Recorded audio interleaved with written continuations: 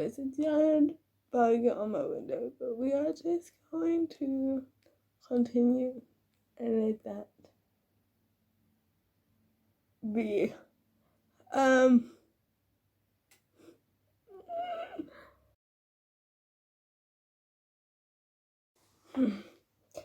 Hello, welcome back to the channel. If you're new here, hello, welcome. I hope you stay. If you don't know, I have cerebral palsy.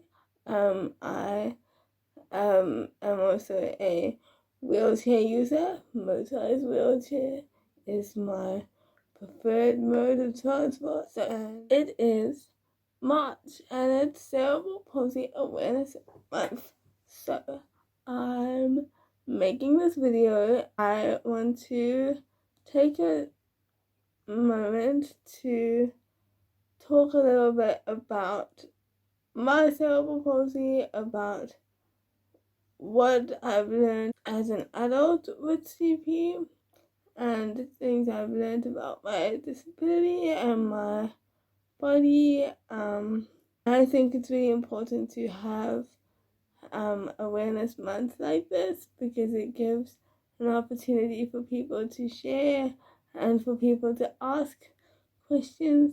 So if you have any questions, please put them in the comments below, and maybe we'll do a Q&A or something, because I really believe that if people have questions, they should ask them and get answers. I think that's how we're gonna move forward away from ignorance and towards a more inclusive society. I love the fact that there's an awareness month, because it provides space for people with cerebral palsy to share and to be open about what CP has taught us, but also what challenges exist and what the struggles are, because that's really where we need to have more conversations, and we need to develop ways of talking about cerebral palsy. Doesn't put cerebral palsy people in a position where we are here to inspire you, and we don't need any of that ableist stuff. We just want to be here and have somebody listen and have a space to feel heard. And I'm happy that that March is that moment. But we need to have more moments. So let's occupy some space and talk about our lives. Cerebral palsy is such a spectrum of disability. There can be two people who have cerebral palsy who have it manifested completely differently. So I am a spastic quadriplegic. All of my limbs are affected. My whole body is affected. No walking for me. But then you get other people who are also spastic quads who can walk, who have more ability than me. So that's just the name of the game and how it goes. I've always been a wheelchair user, so that's sort of it's not the biggest deal to me that I'm in a wheelchair. It's just how I navigate the world. Got my first wheelchair when I was 3 years old, so that's sort of just been my lifelong perspective. Figured I would share a little bit more in detail about what some of the things that my CP has brought into my life, some of the things that we have had to figure out and work out some strategies for. And the things that I've learned as an adult with cerebral palsy that I never really knew or like I didn't realize were a CP related thing. There are some things that have not changed. I've always had issues with incontinence, and that's been a whole journey of finding a process towards more independence regarding my bladder. I've made a few videos about that. I'll link those below, and there's one coming, like a Mitrofanoff update. So that's been a lifelong experience and knowledge building and question asking and finding solutions that work for me. So yeah, there's always something to learn and new information to find, and so I really believe that it's important to be open to learning those things and being open to embracing my CP and everything that it's taught me and the skills that I've gained from being a wheelchair user and the different challenges that CP has brought into my life. And I just want to share some of the things that some people may not be aware of, and some of the things that I wasn't even fully aware of. And so we all learn all the time. Here's some lessons. There are a couple of things that I'm going to bring up now that I didn't realize were CP things I had attributed to like just life things, because CP has been my constant companion. It's sort of hard to separate what's a CP thing and what's just a life thing. So also things that have changed as I've gotten older. So I'm gonna share just two of those things with you. The first thing is that tactile aversion is a real thing.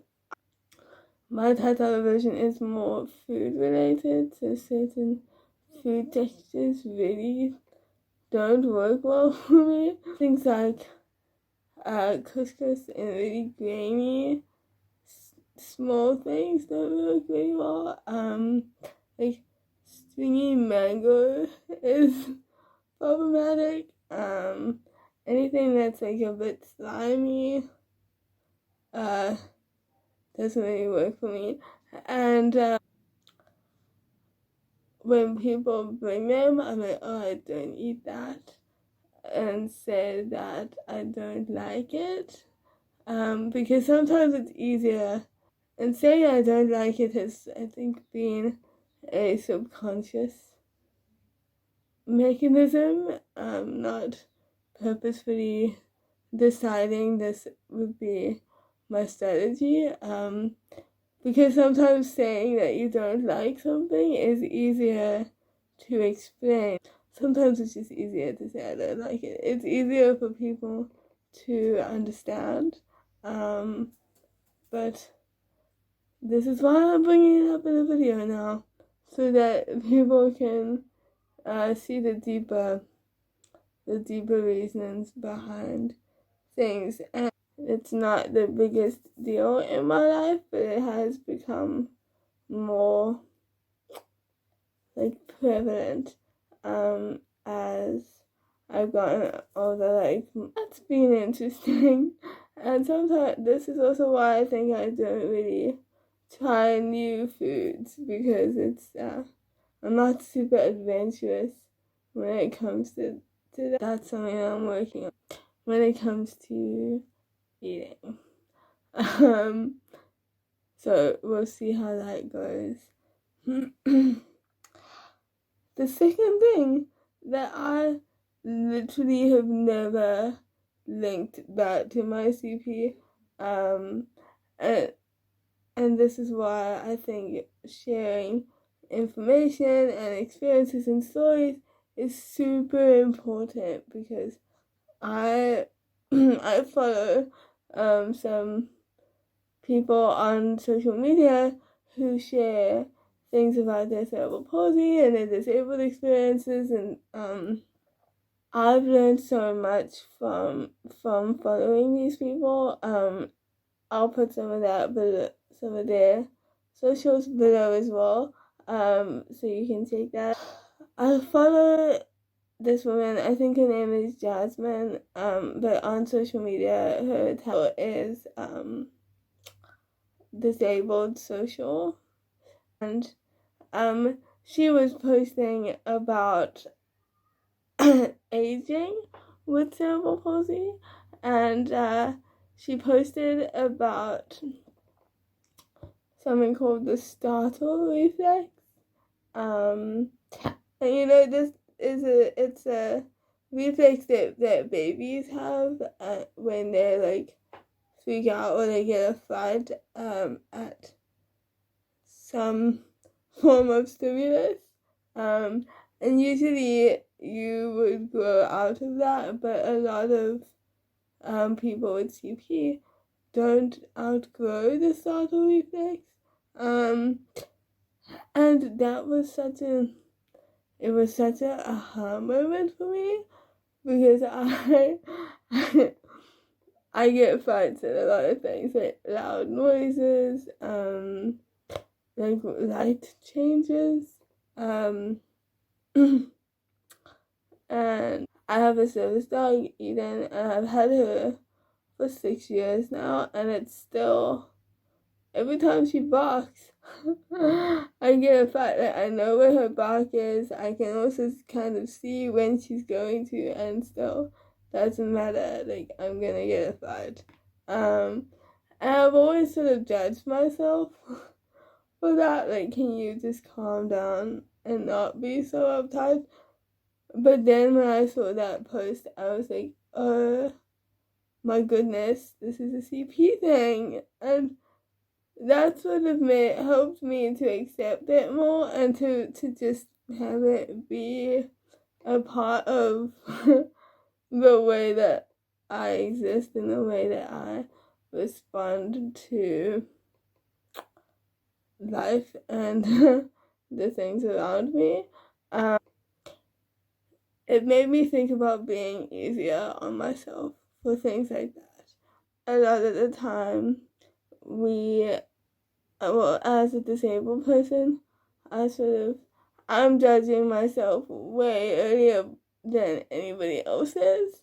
I'm ahead of the game on that, guys. I'm already overthinking everything that's going on. And so it's nice to be able to see how other people are working with their cerebral palsy, and how they're navigating and the information that they've found to explain what's going on. There are days where my CP is like, hello, I'm going to be super active and involved in your life today. And then it's sort of a lot more complicated to get things done, just because my body does not want to do that. And especially like when I go to the gym and stuff like that, some days I'm just not doing anything it's just not happening. I had to become okay with that happening, and just put it down to like an uncooperative day, rather than letting that seep into my, like, how I see myself and how I understand my ability and my disability and all those things. But then there are other days where I literally forget that I have CP and my CP doesn't affect my outcome of those tasks. That's a really hard word to say. The tasks. Welcome to having a speech impediment also.